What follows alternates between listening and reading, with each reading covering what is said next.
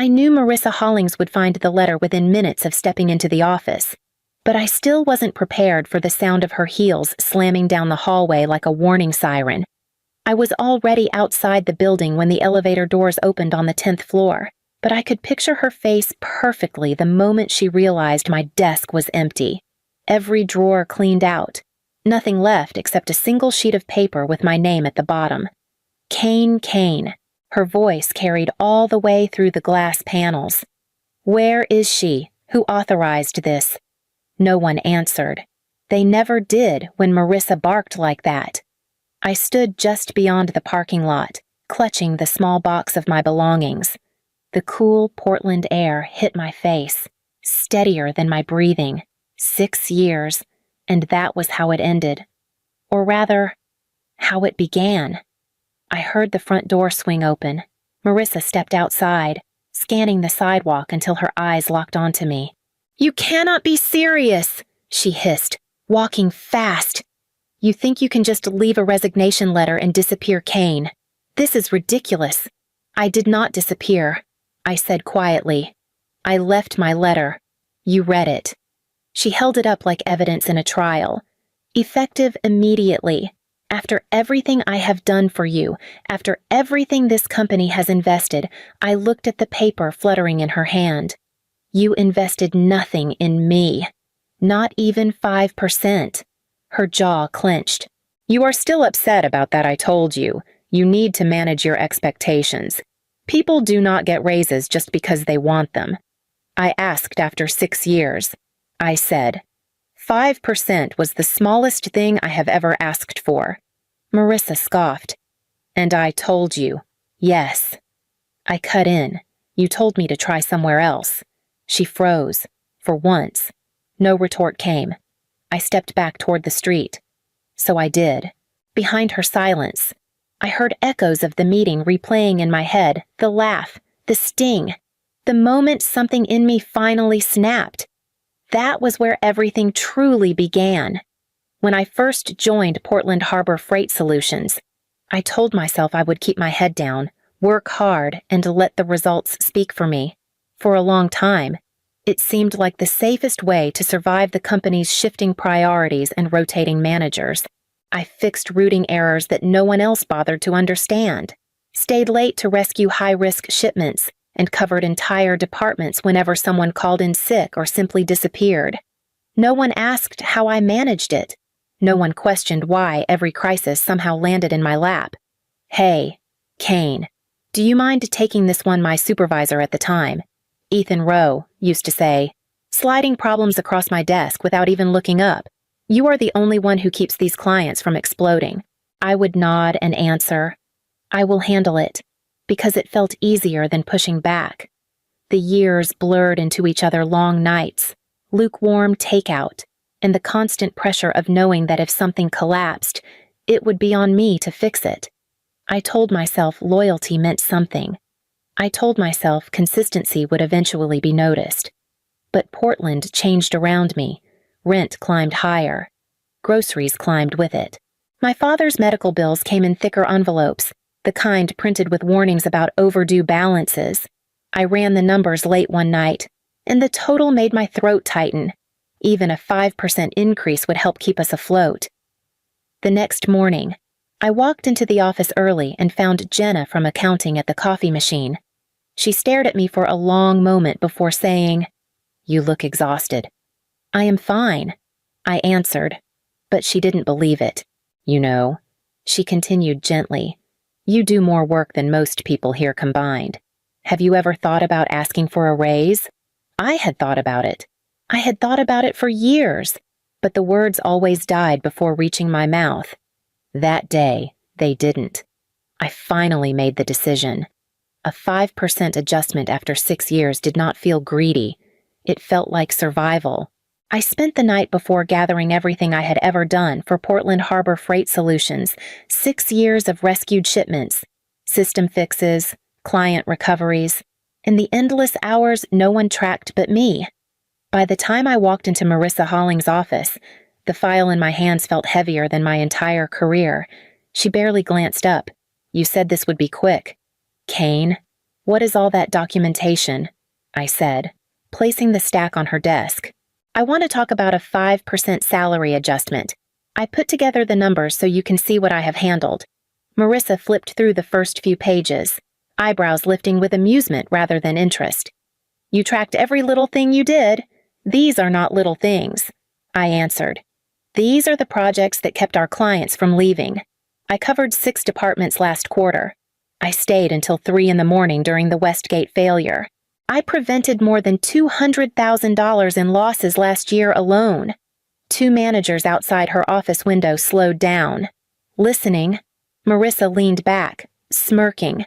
And you think all that is worth 5%? It is a modest request. I said, especially after 6 years. She laughed sharp, loud, intentional. The 2 managers exchanged looks. My ears burned. Kane, she said, shaking her head.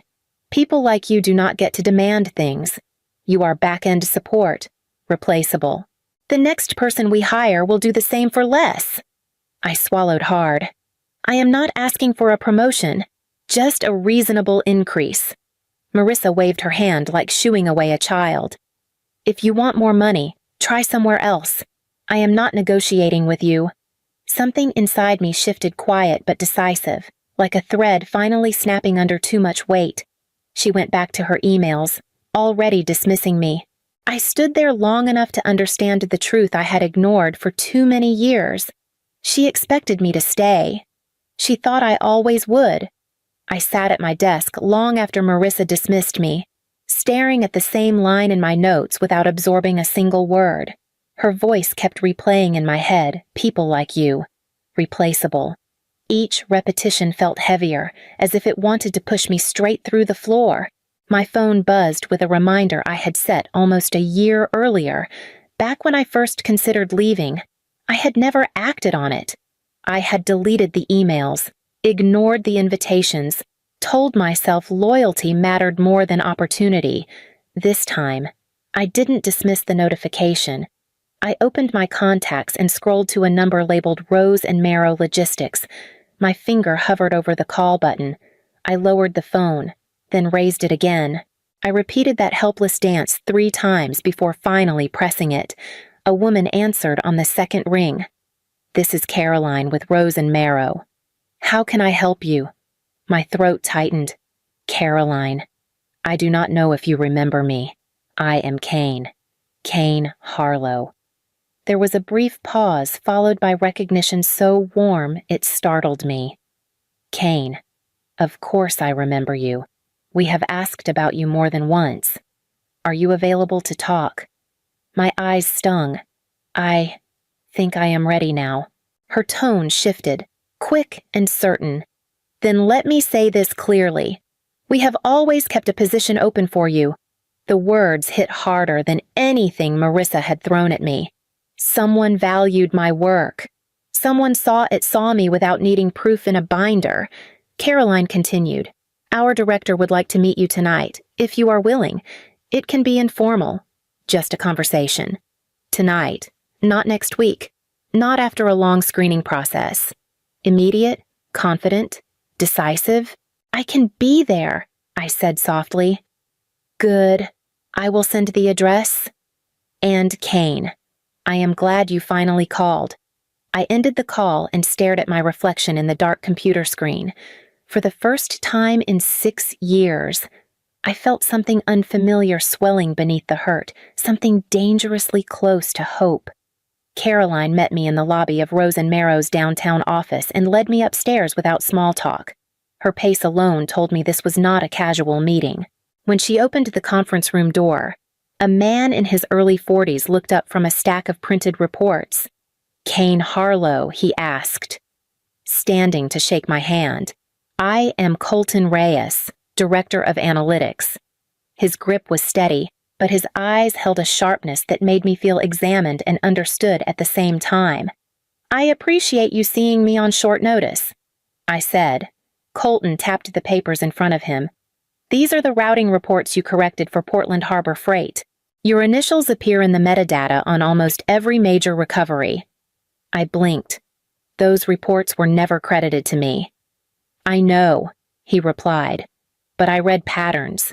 And the pattern I saw was a system held together by one person who never took credit. That person was you. My breath caught. No one had ever said it so plainly. He continued, "We have followed your work for almost 2 years. Our executive board asked me to reach out again last month, but you never answered the email. I thought it was a mistake." I admitted, "It was not. We want you here." He slid a printed offer across the table. "This is a starting salary more in line with the impact you have already proven. And this," he pointed to a second page, "is ownership of a new predictive routing project. Your project." The number was far higher than anything Portland Harbor Freight had ever hinted at. My chest tightened. Colton leaned back. "If you are available, we would like you to start immediately. Your reputation reached us before you walked in the door." The words stunned me. Immediate, certain, not hesitant. "I can start," I said quietly. A slow smile formed on his face. "Good. Then let us begin the real work." I arrived before sunrise, long before anyone else would think to unlock the office doors. The building felt hollow at that hour, the kind of quiet that made every decision echo louder than it should. I walked straight to my desk, opened the drawers, and began clearing out 6 years of my life, one small item at a time. A cracked coffee mug, a few handwritten notes from clients who never knew my name, a backup drive full of fixes I was never paid for. All of it fit into a single cardboard box.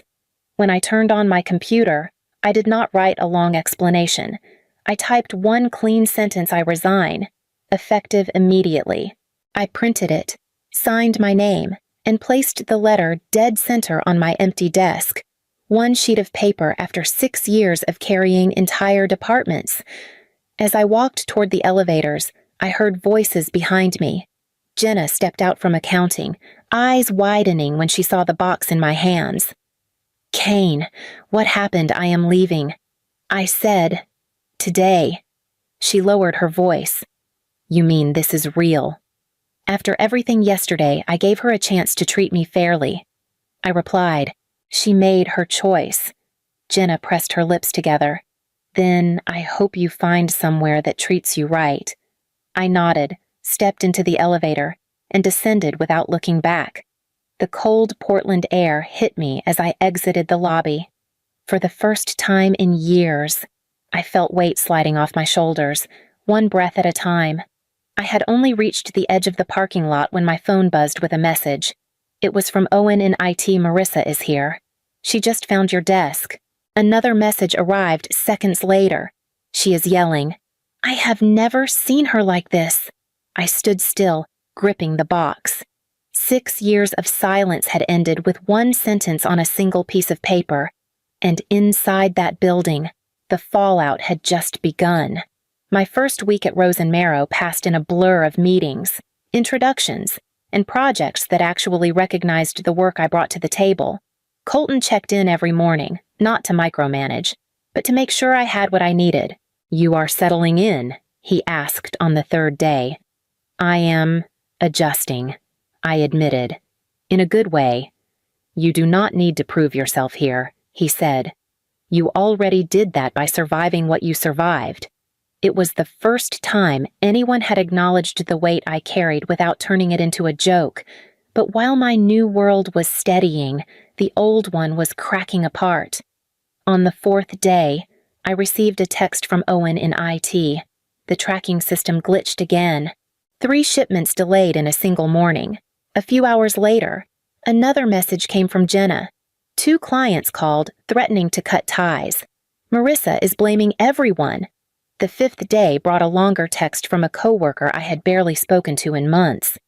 "Kane, she keeps asking where you are working now. She looks terrified.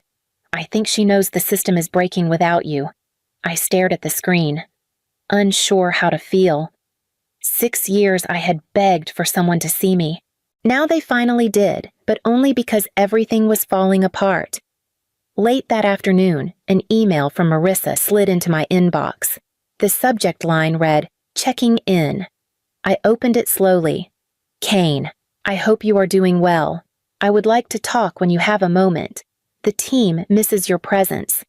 There might be an opportunity for us to revisit our discussion from last week. I almost laughed. The tone was soft, sugary, nothing like the woman who had told me to try somewhere else. I closed the email without replying. The next morning, I found a second message. Kane, please respond. We need to discuss something important. Her urgency bled between the lines. The power dynamic had shifted in ways she never anticipated, and I could feel a pressure building behind those messages, something she was too proud to say directly.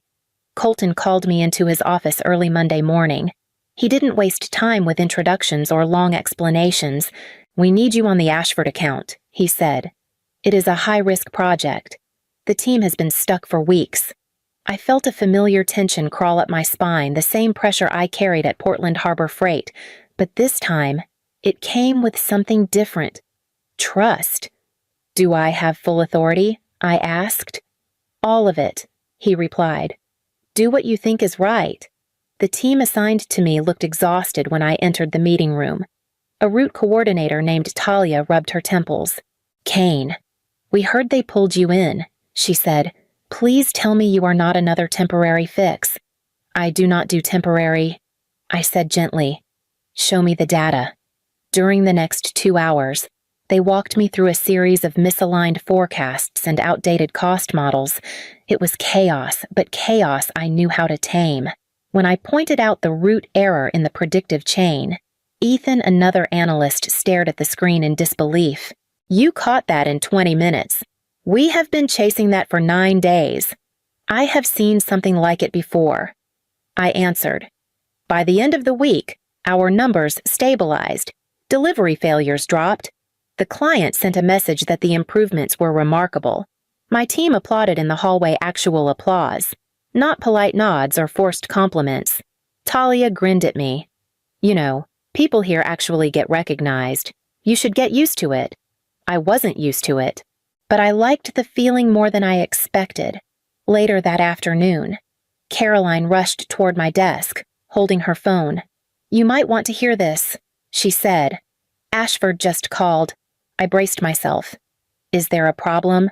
No, she said, shaking her head. They asked specifically for you. They said you saved them years ago at your old company, and they want you leading all future collaborations. I sat back in my chair, stunned.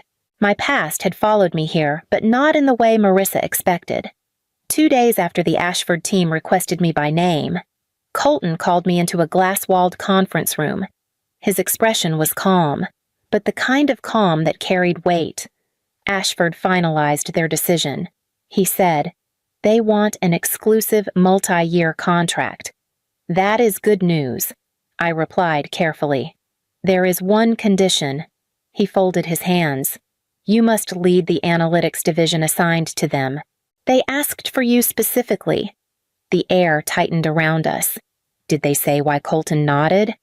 They remember you saving their distribution cycle years ago. They said they only trust you to oversee their data. My chest tightened, part shock, part dread for what this would mean for my old company. How much does this contract account for? I asked.